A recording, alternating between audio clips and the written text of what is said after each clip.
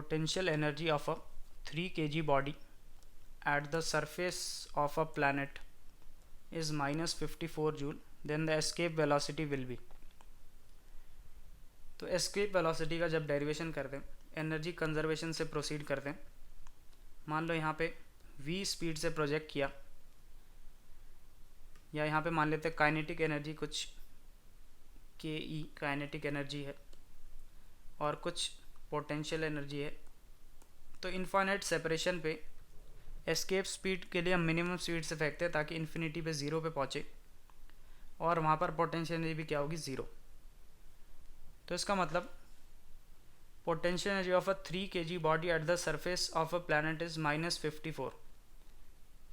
तो kinetic energy, energy conservation को use करें,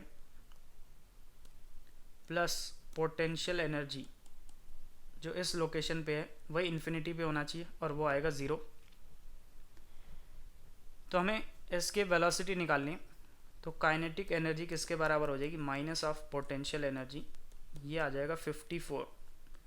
तो मान लो v स्पीड से फेंका तो half m v square is equal to 54 और m की वैल्यू है 3, तो v स्क्वायर आ जाएगा 54 इंटू 2 108 बाय 3, ये आएगा 36, तो v आ जाएगा 6 मीटर पर सेकेंड। तो एस्केप स्पीड की डेरिवेशन को ध्यान रखेंगे, एनर्जी कंजर्वेशन से होती है। नेक्स्ट क्वेश्चन देखते हैं। Masses and radii of Earth and Moon are this and this. The distance between their center is d. The minimum velocity given to mass m from the midpoint of the line joining their center so that it will escape. Situation draw करते हैं। मान लेते हैं ये अर्थ है, मास m1, radius है r1, और ये है moon,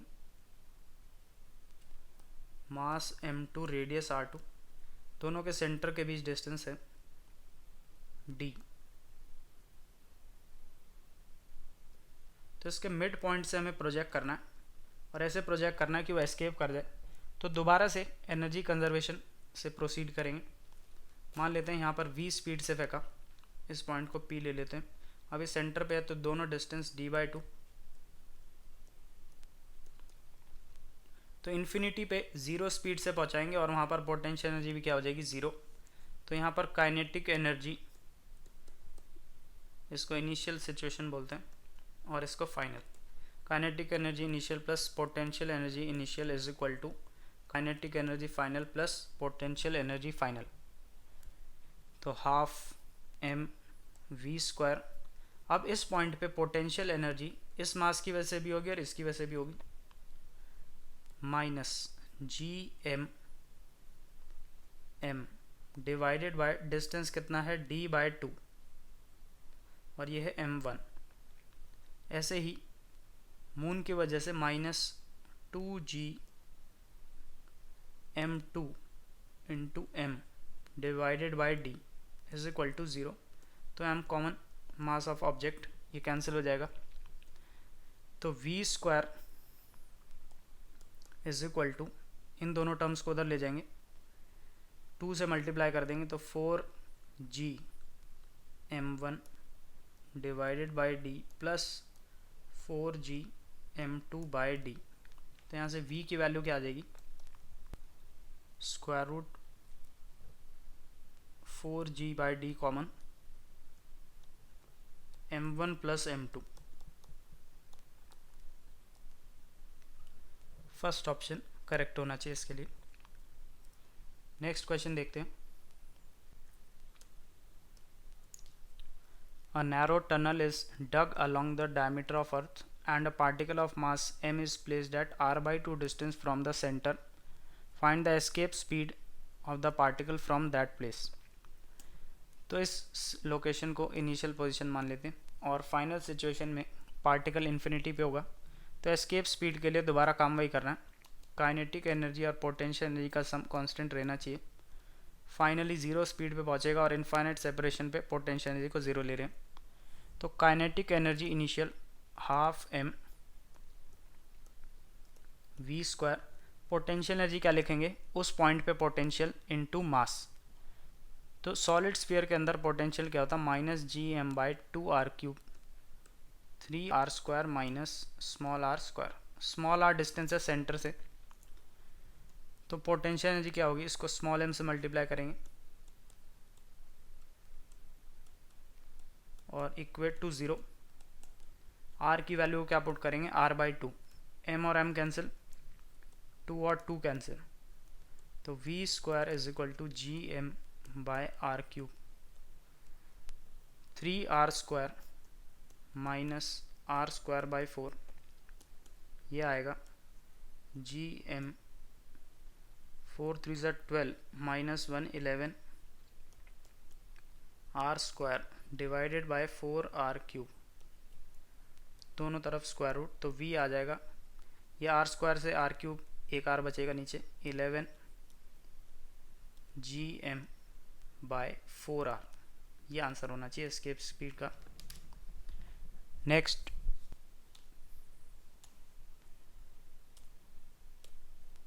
find out energy required in gigajoules to escape a space shuttle of 1000 kg mass from surface of earth। तो एम्स 2016 का क्वेश्चन है।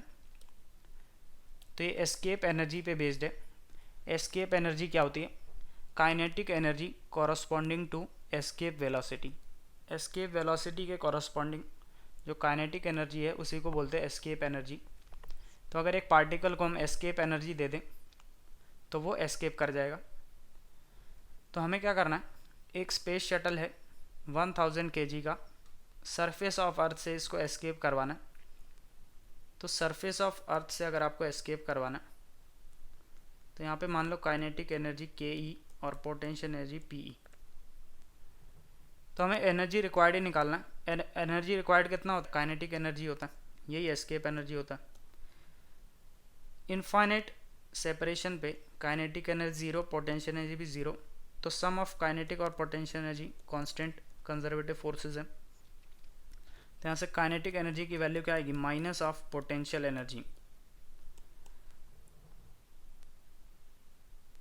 और पोटेंशियल एनर्जी की वैल्यू सरफेस पे क्या लिखेंगे, minus G M M divided by R. तो एक आर से मल्टीप्लाई और डिवाइड, इसको लिख सकते हैं स्मॉल जी, तो ये हो जाएगा plus small G M into R. ये कितना आएगा, 1000 इंटू जी 10 ले लेते हैं, into R 6400 kilometre into 10 power 3। तो जो एस्केप एनर्जी है वो कितनी होगी, 64 इंटू 10 पावर 3 5 6 एंड 9, तो 10 पावर 9 ही गीगा होता है। तो इसका मतलब इस क्वेश्चन का आंसर क्या होना चाहिए, 64 giga joules. Next question, a body of mass m is situated at a distance 4r above the earth's surface where r is the radius of what minimum energy should be given to the body so that it may escape। यहाँ पे भी same काम करना है। तो अलग अलग location से एस्केप स्पीड पूछ रहा है।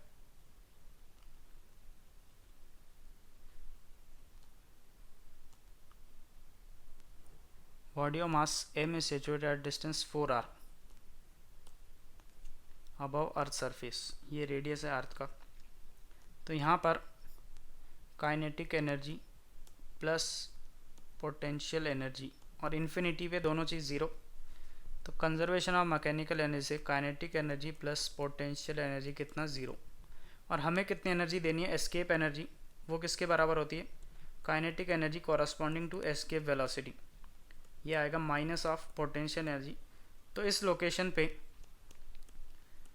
इस ऑब्जेक्ट की पोटेंशियल एनर्जी क्या होगी, यहाँ पर पोटेंशियल जी एम, सेंटर से कितना डिस्टेंस है 5r, और इसका मास, तो इतनी एस्केप एनर्जी होगी plus G M M by 5, तो दोबारा r से मल्टीप्लाई और r से डिवाइड, ये हो गया स्मॉल जी की टर्म्स में आंसर है। तो एम जी आर बाय 5, इतनी एस्केप एनर्जी होगी। तो इसका आंसर होना चाहिए सी ऑप्शन। लास्ट क्वेश्चन देखते हैं एस्केप स्पीड पे बेस्ड। अ पार्टिकल फॉल्स, नहीं एस्केप स्पीड पे तो नहीं, एनर्जी कंजर्वेशन पे है। Particle falls on earth from infinity, first case में, from a height 10 times the radius of earth, the ratio of velocities gained on reaching at the earth surface। तो हमारे पास earth surface है,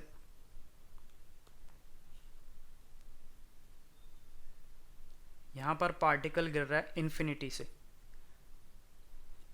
और दूसरे case में 10 times radius of earth इधर से drop किया।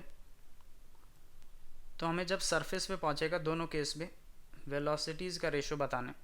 तो इसको मान लेते हैं फर्स्ट केस और इसको मानते हैं सेकेंड।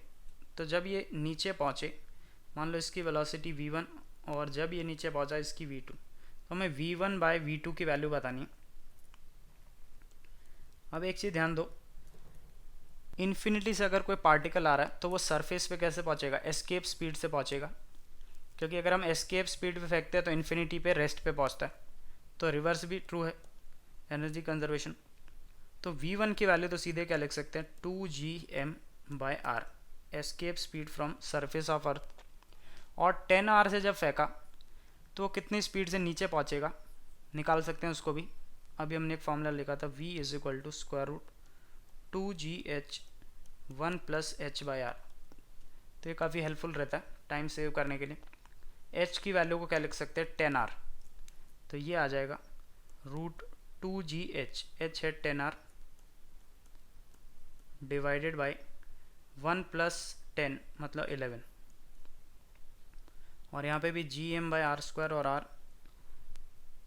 तो v1/v2 डायरेक्टली स्क्वायर रूट, ये स्मॉल g कैंसिल, 2 से 2 कैंसिल, r से r कैंसिल, ये आ जाएगा 11/10।